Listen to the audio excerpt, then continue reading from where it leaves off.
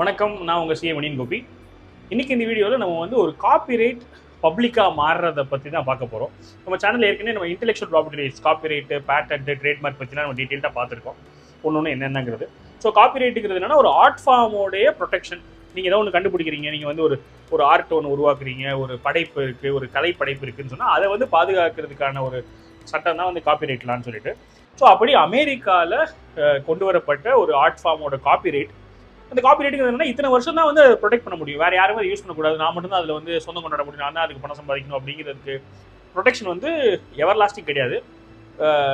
ஒரு குறிப்பிட்ட பீரியடுக்கு மட்டும்தான் உண்டு. அப்படி அமெரிக்காவில் இருக்கக்கூடிய ஒரு முக்கியமான ஒரு ஆர்ட் ஃபார்மோடைய காப்பிரைட் வந்து இந்த ஜனவரி 2024 எக்ஸ்பயர் ஆகுது. அது என்ன படைப்பு, அது எவ்வளோ பெருசு, அது ஆல் ஓவர் தி வேர்ல்டு ரொம்ப மோஸ்ட் பாப்புலரான ஒரு காப்பிரைட் ப்ரொடெக்ட் பண்ணப்பட்ட ஒரு ஆர்ட் ஃபார்ம். அதை பற்றி அந்த வீடியோவில் பார்க்க போகிறோம்.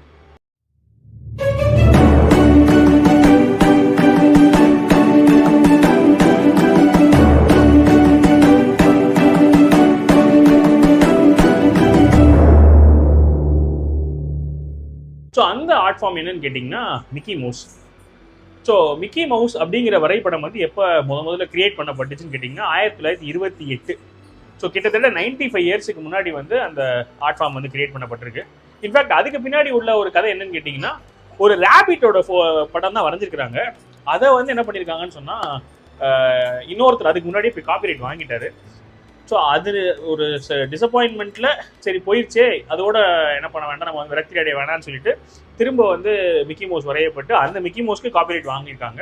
ஸோ அது 1928. அப்போ வாங்கப்பட்ட காப்பிரைட் என்ன பண்ணியிருக்காங்கன்னு சொன்னால் அப்புறம் ஒரு பீரியட் ஆஃப் டைம் அந்த காப்பிரைட் வந்து ஒரு 50 வருஷத்துக்கு வந்து ப்ரொடெக்ஷன் இருந்திருக்கு யூஎஸ்ல. ஆனால் இவங்களுக்கு வந்து அந்த மனசு என்ன சொல்கிறது, காப்பிரைட் அந்த மிக்கி மவுஸ் பயங்கர ஃபேமஸ் ஆயிடுச்சு, நம்ம எல்லாத்துக்கும் தெரியும், ஆல் ஓவர் தி வேர்ல்டு அது வந்து பயங்கர பாப்புலரான ஒரு ஆர்ட் ஃபார்ம்.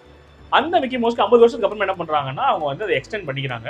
அதை எக்ஸ்டெண்ட் பண்ணுறது எவ்வளோ வருஷத்துக்கு, ஒரு 20 வருஷத்துக்கு வந்து அவங்க லாபி பண்ணி தள்ளி போடுறாங்க. 1928 ஆரம்பிச்சது 1978 வரைக்கும் இருந்திருக்குது.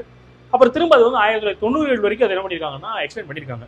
அது எக்ஸ்டெண்ட் பண்ணும்போதே என்ன பண்ணிட்டாங்கன்னு சொன்னால் இந்த மாதிரி எல்லாருக்கும் ஒரே சலசலப்பு, ஏன்னா இது எல்லாருக்கும் 50 வருஷம் கொடுப்பாங்க, இவங்களுக்கு மட்டும் திரும்ப இன்னொரு 20 வருஷம்னு சொல்லிட்டு பயங்கர சலசலப்பு. இருந்தாலும் அவங்க வந்து அவ்வளோ பயங்கர பவர்ஃபுல் ஆகிட்டாங்க. அதனால வந்து என்ன பண்ணிட்டாங்கன்னா அதை வாங்கிட்டாங்க. திரும்ப இன்னொரு டைம் அவங்களுக்கு அப்பயுமே மனசு வரல, 1990 அவங்களுக்கு வந்து அந்த காப்பிரைட் விடுறதுக்கு மனசு வரல. இன்னொரு டைம் திருப்பி லாபி பண்ணி எக்ஸ்டென்ஷன் வாங்குறாங்க.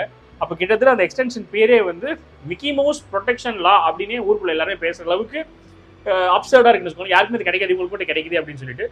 அதுக்கப்புறம் இன்னொரு 10 வருஷம் கிடைச்சு அதுதான் வந்து இப்போ நம்மளுக்கு 95 வருஷம் முடிஞ்சு 1928 ஆரம்பிச்சது 2024 அந்த காப்பிரைட் வந்து எக்ஸ்பயர் ஆயிருக்கு. இனிமேல் யார் வேணா வந்து அந்த இனிஷியலாக அவங்க 1928 கிரியேட் பண்ண மிக்கி மவுஸை எந்த ராயல்ட்டியோ பே பண்ணாமல் எந்த ஒரு பிரச்சனையை இல்லாமல் பப்ளிக்காக யார் வேணால் அந்த மிக்கி மவுஸ் யூஸ் பண்ணிக்கலாம் அப்படிங்கிறதா வந்து இப்போது வந்திருக்கிற இம்பேக்ட். அதுக்கப்புறம் அவங்க நிறைய அதை ரிஃபைன் பண்ணி ஒரு period of time Mickey Mouse என்ன பண்ணிட்டே இருக்காங்கன்னா புதுப்பிச்சுட்டே இருந்திருக்காங்க. அந்த புதுப்பிச்ச மிக்கி மவுஸுக்குலாம் வந்து அதுக்கப்புறம் தான் வந்து அதுக்கு என்ன ஆகும்னா எக்ஸ்பயர் ஆகும். முதல்ல 1928 அவங்க கிரியேட் பண்ண ஒரு 2 வெர்ஷன் இருக்குது மிக்கி மவுஸ். அந்த 2 வெர்ஷன் மட்டும்தான் வந்து என்ன பண்ணப்படுதுன்னா இப்போ வந்து பப்ளிக்காக வருது. இது வருதுன்றது எல்லாத்துக்கும் முன்னாடியே தெரியும். இந்த வாட்டி வந்து எக்ஸ்டென்ஷன் கிடைக்காது நிறைய பேருக்கு தெரியும். அதனால என்ன பண்ணிருக்காங்க, வெயிட் பண்ணிட்டு இருந்திருக்காங்க.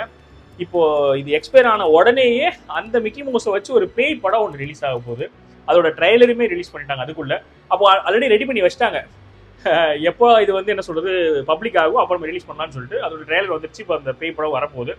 ஸோ இந்த மாதிரி இனிமேல் மிக்கி மவுஸை வச்சு அஃப்கோர்ஸ் நம்ம பார்ப்போம். மிக்கி மவுஸ் வச்சு நம்ம வந்து ஸ்கூல் பென்சில் பாக்ஸாக இருக்கட்டும், இல்லாட்டி நிறைய நம்ம ஸ்டிக்கர்ஸ் இதெல்லாம் வந்து நம்ம வந்து காப்பிரைட் தான் நம்ம யூஸ் பண்ணிட்டு தான் இருக்கிறோம். இதெல்லாம் அவங்களால என்ன பண்ண முடியாதுன்னா அவ்வளோ பெரிய நிறுவனம் எல்லாருக்கிட்டையும் போயிட்டு சண்டை போட்டு தடுக்க முடியாதுங்கனால இது வந்து செகண்டரி மார்க்கெட்டில் போயிட்டு இருக்கு. ஆனால் இப்போ பிரைமரி மார்க்கெட்டில் மிகப்பெரிய படைப்பாளிகளே வந்து அந்த மிக்கி மவுஸ் முதல் இமேஜ் வந்து யூஸ் பண்ண ஆரம்பிக்க போகிறாங்க. டிஸ்னிலேருந்து என்ன சொல்கிறாங்கன்னா இதை நாங்கள் ப்ரொடெக்ட் பண்ணக்கு ட்ரை பண்ணுவோம், இன்னும் அப்புறம் மற்ற வெர்ஷன்ஸ்லாம் நாங்கள் ப்ரொடெக்ட் பண்ண ட்ரை பண்ணுவோம்னு சொல்கிறாங்க. ஆனால் இதில் ஒரு நுணுக்கம் என்னன்னு கேட்டிங்கன்னா இந்த மாதிரி அது பப்ளிக் ஆகும்போது அந்த இமேஜே மாறதுக்கான வாய்ப்பு இருக்குது. ஏன்னா இப்போ ஒரு பேய் படம் எடுக்கிறாங்க, அது மிக்கி மவுஸ்னாலே குழந்தைங்க ஒரு சாஃப்ட் அந்த மாதிரி இருக்குது. இந்த மாதிரி இது பப்ளிக் ஆனதுக்கப்புறம் ஒருத்தர் ஒரு விதமாக அதை பயன்படுத்தும் போது அதோட இமேஜ் எப்படி மாறும்ன்றது நமக்கு தெரியாது அப்படிங்கிற ஒன்று வந்து சொல்கிறாங்க.